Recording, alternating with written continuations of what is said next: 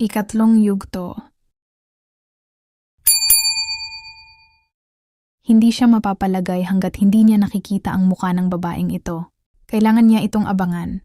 Kaya humanap siya ng maaring pagkublihan na hindi siya nito mapapansin paglabas ng banyo. Sa likod ng sofa ay may display na halaman. Doon siya nagkubli. Alam niyang dadaan ito sa sala sakaling lumabas ito ng banyo. At doon ay hindi siya makikita nito. Patay ang ilaw sa sala kaya kailangan niyang linawan ang paningin. Maya-maya ay nadinig niya ang langit-tingit ng pinto ng banyo. Marahil ay palabas na ito. Dumaan nga ito sa sala pero dahil sa madilim ay hindi niya naaninag ang mukha nito. Isa pa ay nagpupunas ito ng buhok habang naglalakad. Pumasok ito sa silid ni Aling Yoli. Nagtaka siya, bakit may kasamang magandang babae si Aling Yoli sa kwarto at bakit hindi sinasabi sa amin? Tomboy ba siya kaya hindi siya nag-asawa? Dahil babae din ang gusto niya? Iyon siguro ang dahilan kung bakit tumanda siya ng ganun, na hindi nagkakaasawa. Dahil may pusong lalaki siya. Mga tanong sa isip ni Andoy. Ang totoo na akit siya sa ganda ng katawan ng babaeng iyon. Pero hindi maaari. Mahal niya si Arian at ayaw niyang magtaksil dito. Isa pa ay girlfriend nga ni Aling Yoli ang babae na iyon. At hindi niya yun papakialaman. Dahil pamilya din ang turing sa kanya nito. Ilang araw naging palaisipan kay Andoy kung sino ang babaeng kasama ni Aling Yoli sa kwarto. Hanggang sa hindi na siya nakatiis.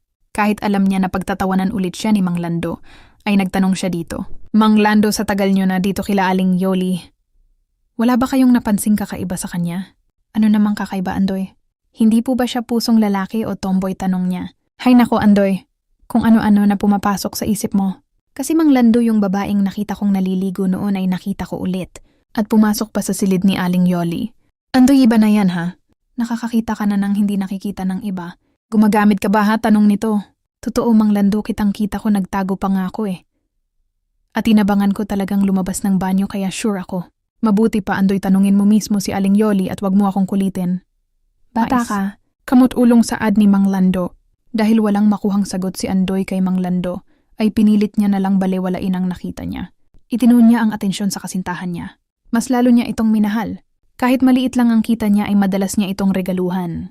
Maging ang anak nito ay hindi niya nakakalimutang bilhan ng pasalubong tuwing pupunta siya sa bahay nito. Mahal na mahal niya ito at handa siyang magbago para dito. Ngunit isang araw ay mayroong nag-friend request sa kanya na ang FB account at profile ay ang anak ni Arian. Inisip niya na baka ginawa iyon ni Arian para sa anak niya. Pero nagtaka siya dahil hindi naman bagong gawa ang account na yon. Inusisa niya pa ang account, ang detalye at mga foto. At base sa mga nakita niya parang ito ang ama ng anak ni Arian. Pero bakit naman kailangan nitong mag-FR sa kanya? Ano ang kailangan nito? Napaisip tuloy siya. Nag-aalangan man ay inaccept niya ang request nito. Hindi pa nagtatagal ay agad itong nag-message. Pare, layuan mo na si Arian dahil makikipagbalikan na ako sa kanya. Sorry pare, pero di ko magagawa dahil mahal ko siya, sagot niya. Maring totoo ang sinasabi mo na mahal mo siya pero sigurado ako na hindi kanya mahal. Kaya tigilan mo na siya. Isa pa ay may anak kami at ano't ano pa man ang mangyari, kami pa din ang magsasama sa huli. Nag-iisip pa lang siya ng isasagot ng mag-send ng screenshot ng conversation nila ni Arian. Nakalagay doon na nagbalikan na pala sila. Ayon pa kay Arian ay gusto lang daw na gumanti sa kanya kaya pinatulan si Andoy. Nanlumo siya sa mga nakitang conversation. Minahal niya ng husto si Arian. Pinilit niyang magbago para dito. Pero niloko lang pala siya nito. Hindi na niya nagawang replyan pa ang lalaki dahil bumuhos na ang mga luha niya. Nawalan siya ng gana sa lahat. Maging ang trabaho niya ay napabayaan niya. Hindi niya akalain na kung kailan nagmahal na siya ng totoo ay saka pa siya maloloko. Marahil ay karma na sa kanya yon dahil sa pagiging playboy sa isip-isip niya pa. Dahil sa madalas na hindi niya pagpasok sa bukuhan, ay pinagpahinga muna siya ni Aling Yoli. Hindi naman siya pinaalis nito sa bahay dahil nga pamilya na rin ang turing sa kanya.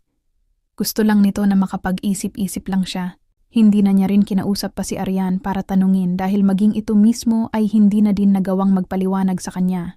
Sa silid nila ay inom lang ang naging gawain ni Andoy. Mag-isa siyang nagpapakalango sa alak para makalimot. Hinayaan naman siya ni Aling Yoli. Nauunawaan siya nito. Alam nito ang sakit na nararamdaman ng binata. Isang araw ay napainom siya sa labas at madaling araw na siya nakauwi. Mag-aalas 5 na noon. Saktong naghahanda na din si Mang Lando para pumunta sa bukuhan. Ipinagtimpla lang siya ng kape nito at saka umalis na. Inantay niyang makaalis ang sasakyan na service nila ni Aling Yoli at Mang Lando. May naisip siya ng mga oras na yon. Medyo may tama pa ng alak ang ulo niya kaya kung anong kalokohan ang pumasok dito. Ngayon wala na sila ni Arian ay wala na din siyang iingatan. Kaya kahit maghanap na siya ng ibang mabibiyak ay walang problema. At ang naisip niya ay ang babaeng palagi niyang nakikitang naliligo. Ang babaeng iniisip niya na girlfriend ni Aling Yoli. Pagkakatunan niya iyon. Alam niyang nakaalis na si Mang Lando at Aling Yoli. Agad niyang tinungo ang silid ng amo.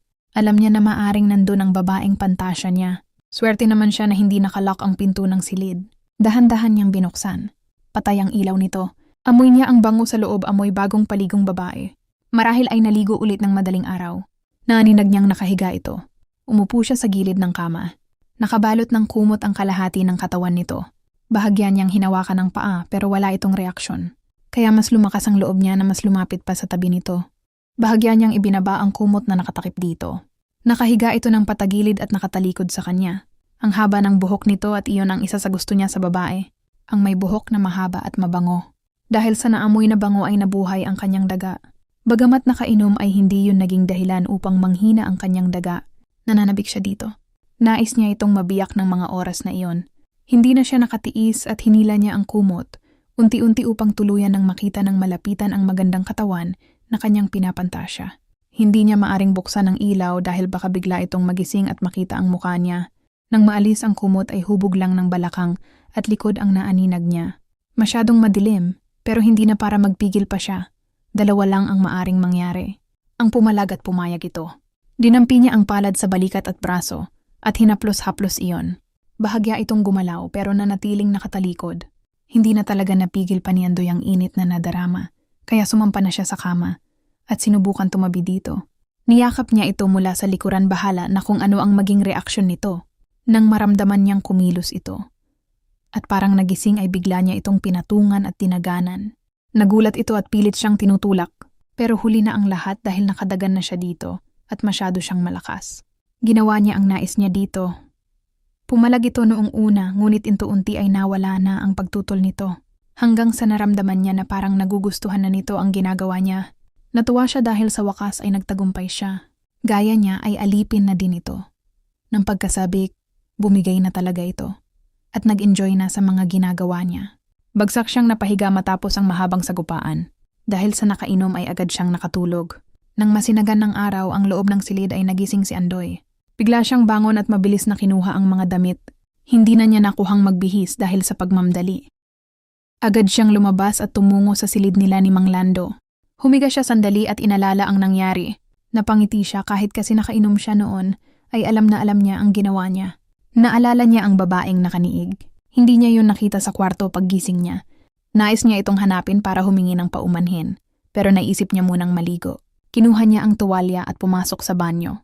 Matapos maligo ay lumabas siya na nakatapis lang ng tuwalya. Dederetso na sana siya ng silid nang may tumawag sa kanya. "Oh, Lando, gising ka na pala." Si Aling Yoli ang nasa lamesa at nagtitimpla ng kape at naghahanda ng almusal. "Ako ho, Aling Linda, kayo po pala," tanong niya. "Ako nga, bakit may iba pa bang babae dito nakangiting saad niya?" Nagtaka lang ho, Aling Yoli, ang alam ko kasi nasa palengke kayo. Naku, Andoy, magbihis ka na muna at bumalik ka para mag-almusal." Tumuloy na siya sa silid para magbihis pero takang-taka siya. Bakit nasa bahay ang amo niya? Ang alam niya ay unalis ito ng madaling araw kasama si Mang Lando. Itutuloy, mangyaring mag-subscribe sa ating YouTube channel para sa mas marami pang istorya at kwento. I-click nyo na din ang notification bell para lagi kayong updated sa mga bagong upload. Maraming salamat po sa pakikinig.